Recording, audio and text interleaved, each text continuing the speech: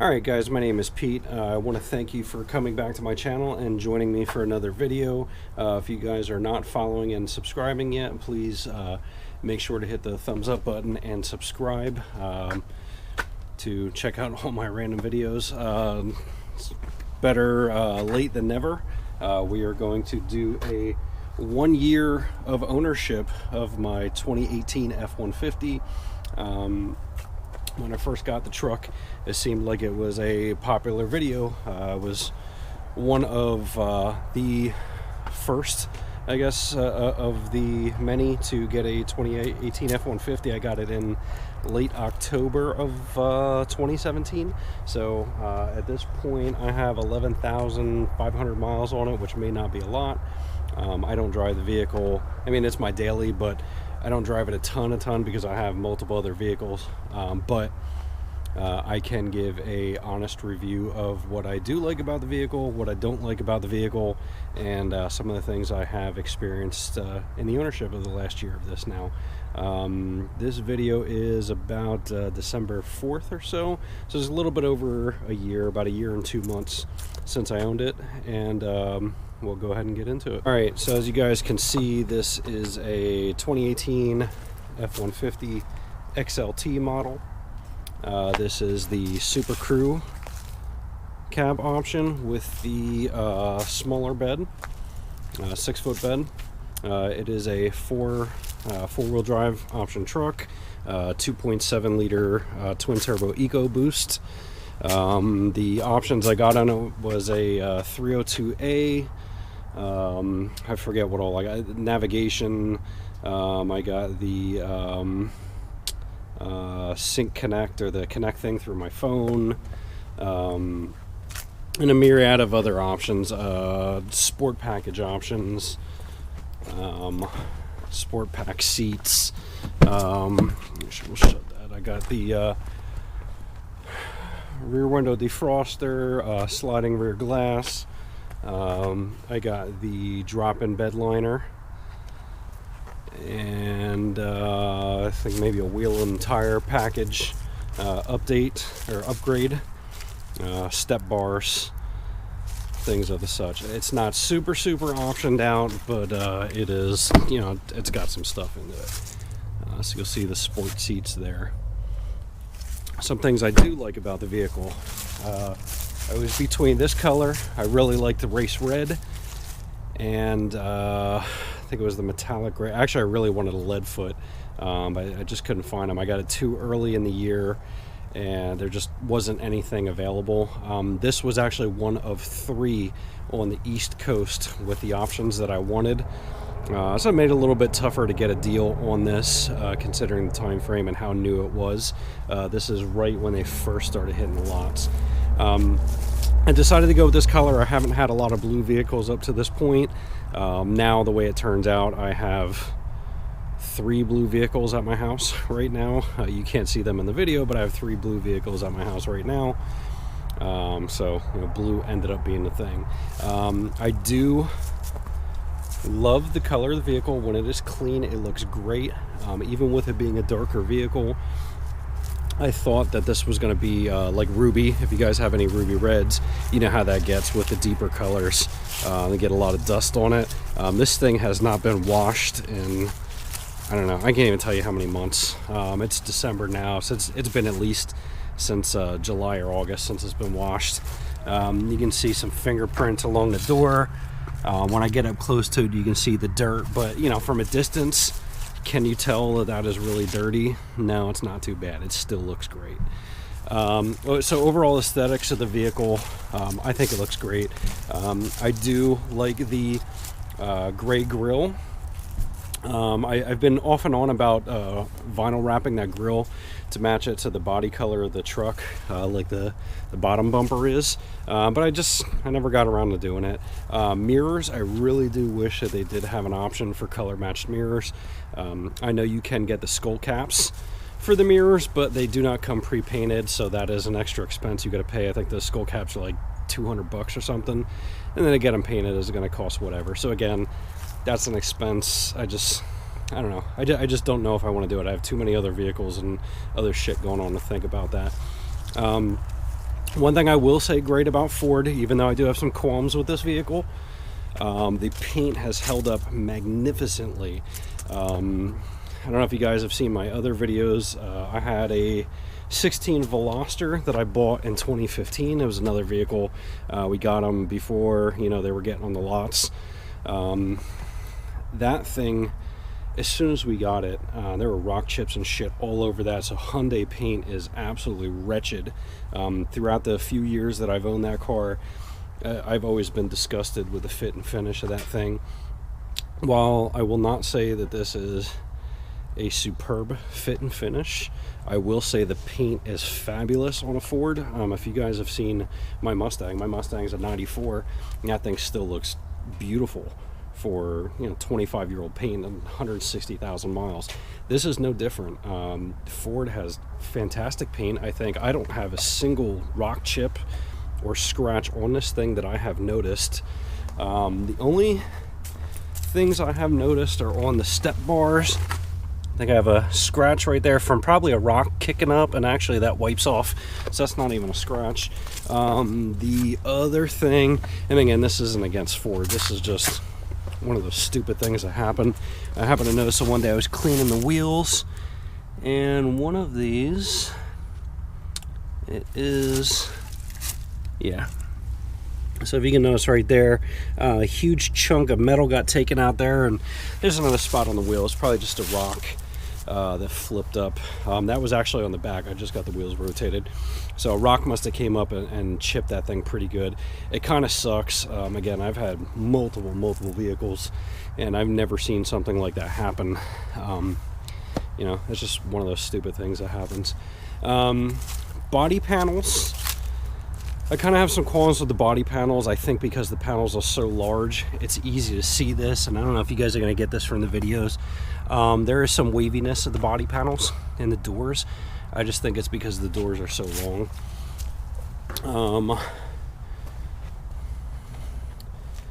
Yeah, I mean, everything else looks great. I cannot complain about the paint and the exterior of this vehicle.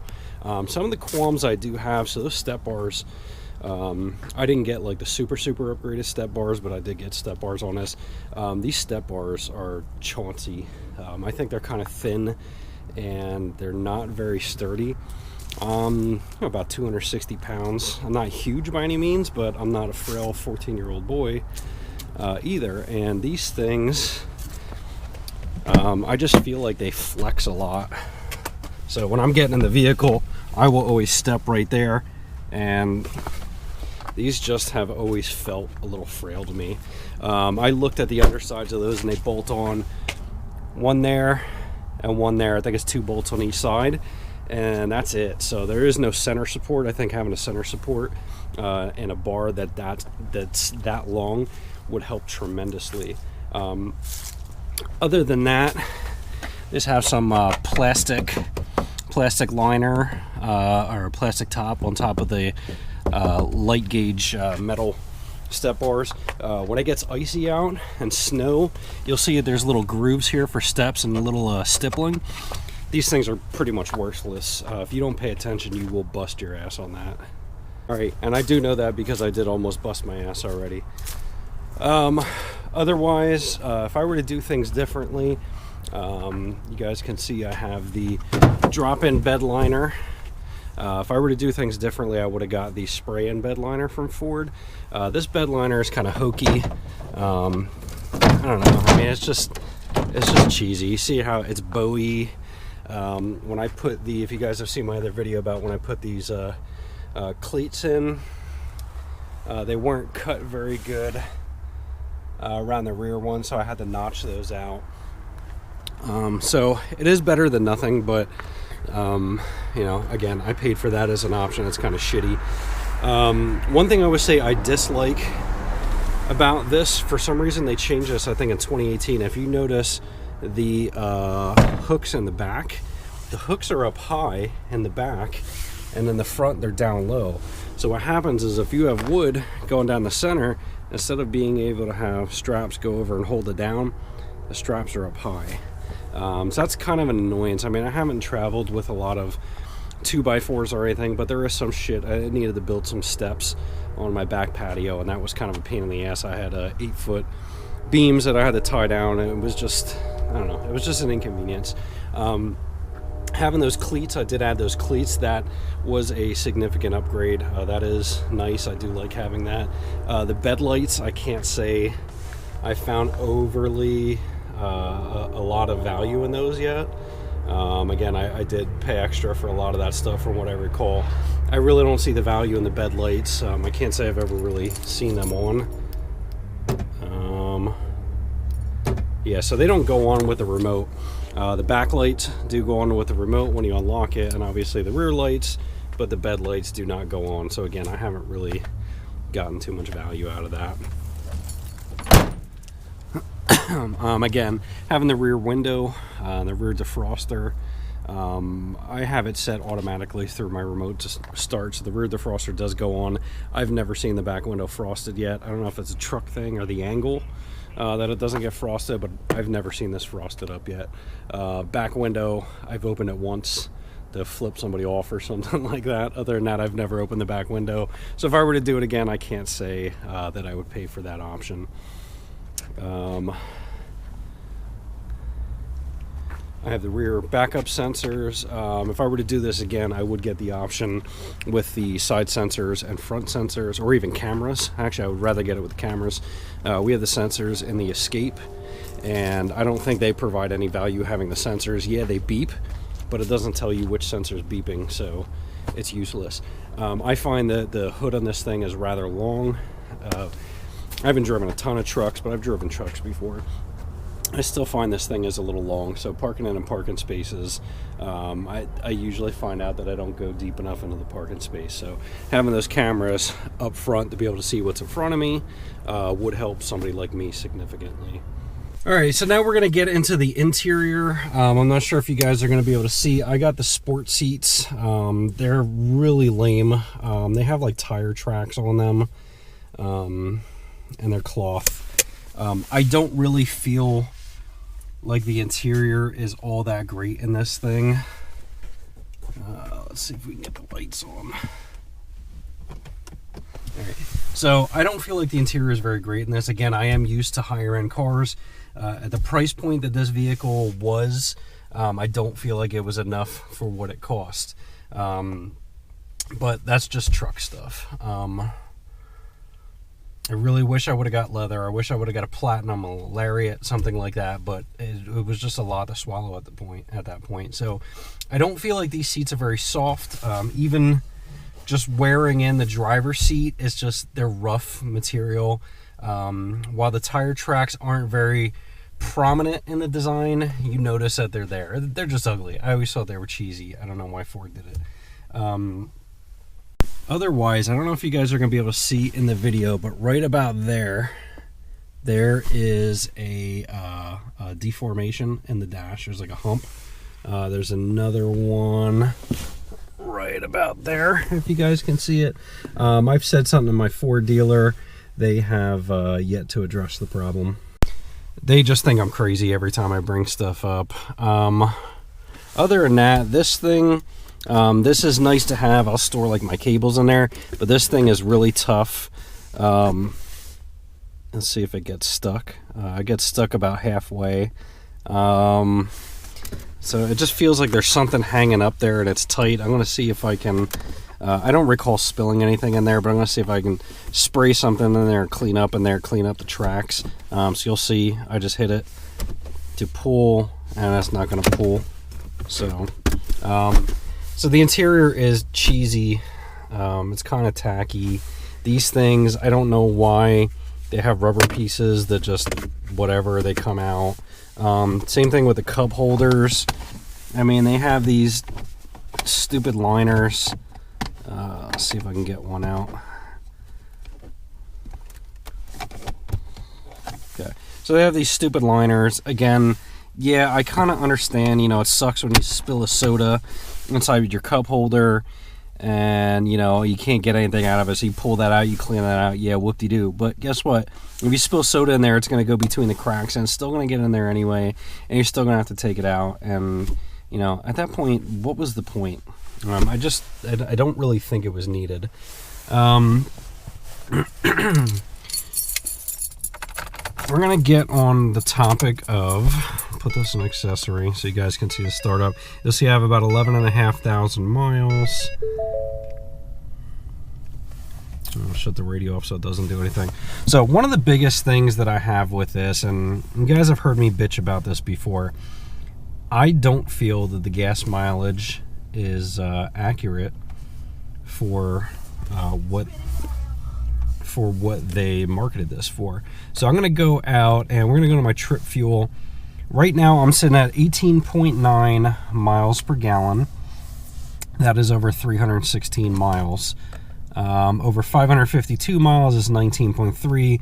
A good portion of that was highway driving. And here's where I have kind of mixed emotions on this. So this will say 18.9 miles per gallon average. I will tell you that when I refill this, and every time I've checked it, it has always been 2 miles per gallon. This reads 2 miles per gallon too high. So that's really 16.9. Is that good? Is it bad? Whatever. You know, I mean, I guess I would have dealt with it being lower if that was right. If it was really 18.9, I'd be like, okay, you know, whatever. It's only a couple miles per gallon off. But the fact is that it reads low and false, and it gets lower on top of that. That's where I have the problem. So if I reset that before I take a long trip, I live in Pennsylvania, my son lives in Virginia. So when I go to pick him up, I will set that before I leave, because I know I'm going to do a good portion of that is going to be highway driving. So I'll set that, and you know, when I'm on the highway, I try to cruise around 80-ish. So I can get that up to high 23s, almost 24 miles a gallon on the highway, which is good. I mean, of a truck this size, that's good. Now, when you factor in that it's always 2 to 2.5 low, then yeah, it's still pretty good, but you know, it's getting to the point of it's not whatever they said the 2.7 Eco was. I think it's 26 miles a gallon they touted on the highway. So usually back and forth to work driving, I'll see anywhere from, on this meter, anywhere from 17.5 up to almost 20. If I'm going on the highway, I'll see anywhere from 20 to almost 24. Again, -2, and then that's where the issue is. Summer is a little bit better than winter. Pennsylvania gets kind of shit gas in the winter with ethanol content, so it does tend to go down. So there's been times in the winter where I've seen 14.5 to 15 on that gauge, which is really, you know, -2. So that is where I get into my qualm with the gas mileage. I went back and forth with Ford. My local dealer, I don't know if they think I'm an idiot or an asshole or whatever the deal is. They don't really address my issues. Anything that I bring up, they just, yeah, we don't know. We haven't heard that before. Well, okay, I don't want to hear that as an answer. We haven't heard that before. Look at the shit and tell me what the problem is. You know, reset the damn truck. I don't care. Pull off the battery. Don't tell me to do that when I get home. If I already have it in there for service, just, you know, humor me. Pull the battery. Let's see if it gets better. That being said, the vehicle is a 10-speed automatic, obviously. See if we can get the gears to light up here.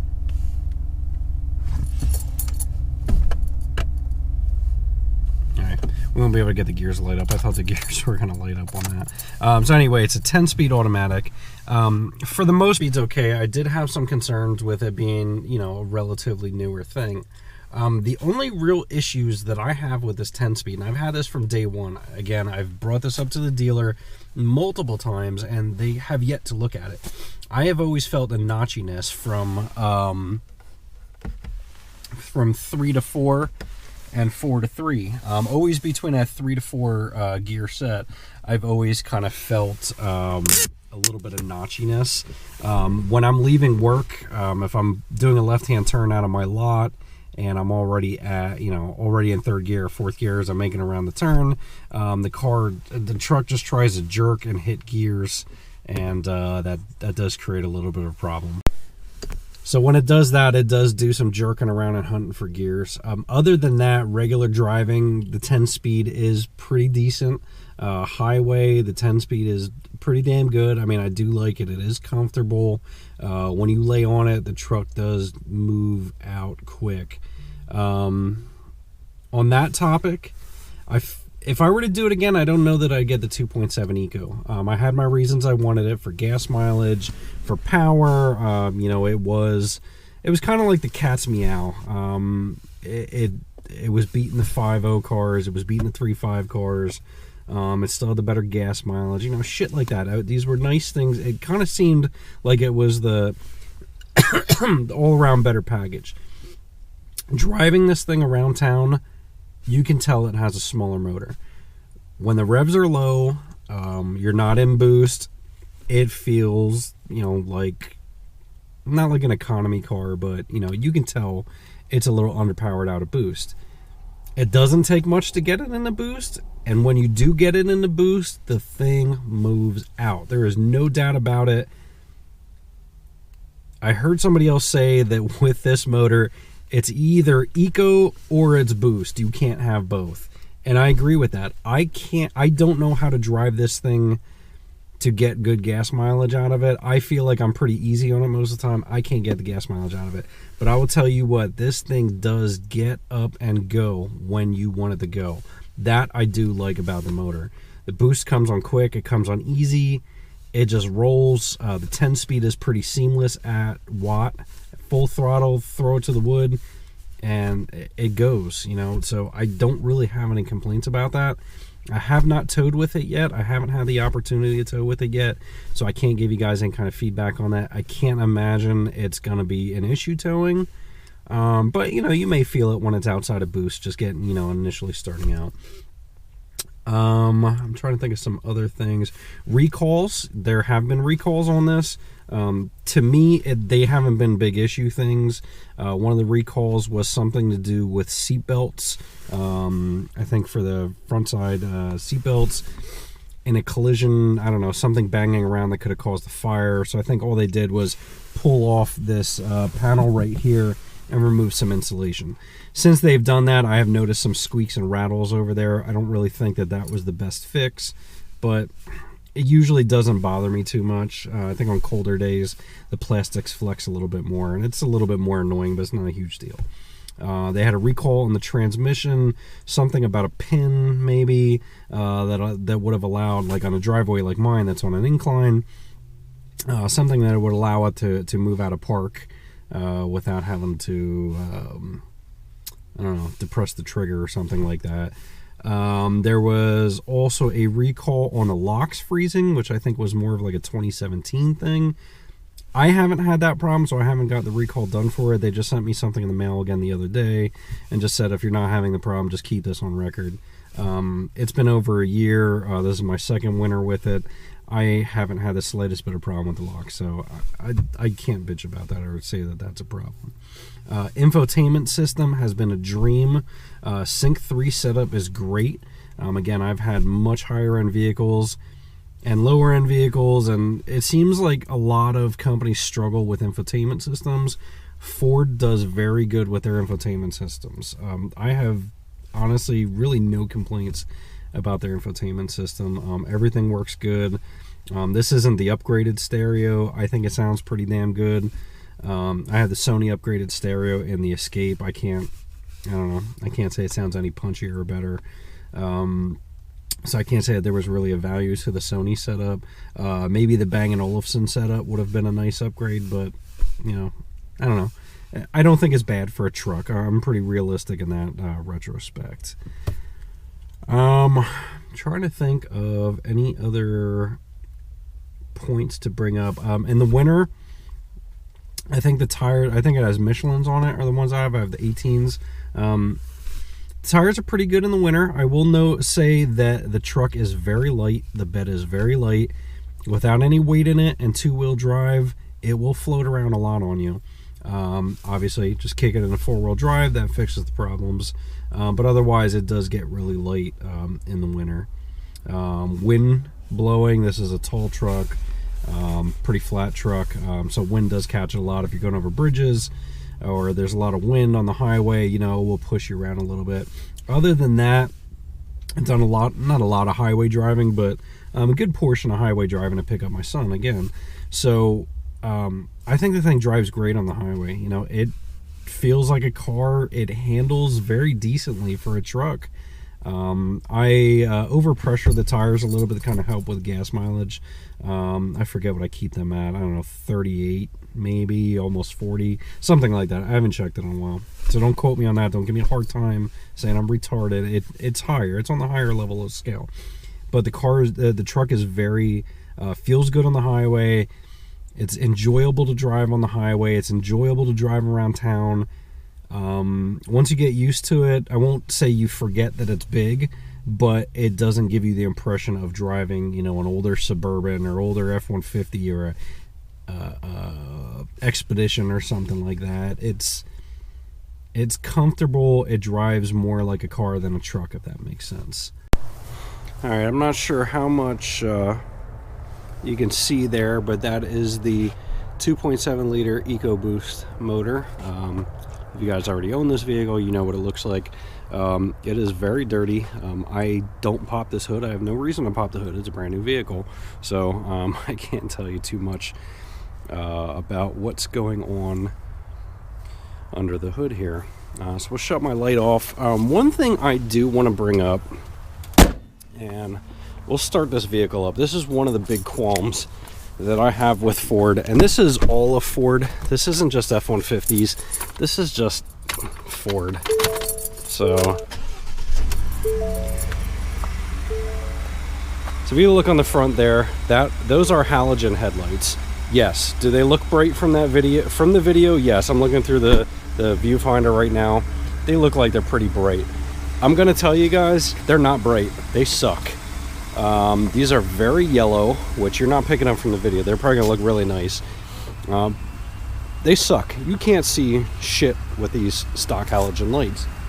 I do want to upgrade them to HIDs or throw LEDs, throw projectors, something, but it's a lot of money. This is one of my qualms with Ford. For a truck that's stickered at $52,000 and change, I think this thing was, not what I paid for it, but what it's stickered at. For something that stickers at that price, you should put projectors in them and put HIDs in. I can tell you, while my Escape is a titanium model, it has HIDs. I'm not going to say they're the most fabulous or brightest things in the world, but they are significantly easier to see at night than what these are. These are pretty much dog shit, and they do drive me crazy. Same thing with my Mustang. Any Mustang guys know halogens just suck in those things. And we'll get on another topic of technology. My Escape is a 2016, whereas this is 2018. My Escape, now while I have the titanium model, my Escape at a titanium model was maybe a, I don't know, $30,000 vehicle. I think that's what they want for a brand new. And the titanium, that thing has every option made. And just the stuff that they did at that time on those vehicles just made more sense. Just some of the technology features. The side lights right here were lights that if you go around a turn, it illuminates the turn for you. My 2016 Escape does not have door locks that go up like this. They still use the nubs there, if you can see them. My Escape does not have that. It just has actually nothing. It doesn't even have lights like the newer ones do. This actually has manual door locks. Not manual door locks, but it has the little nubs that stick up.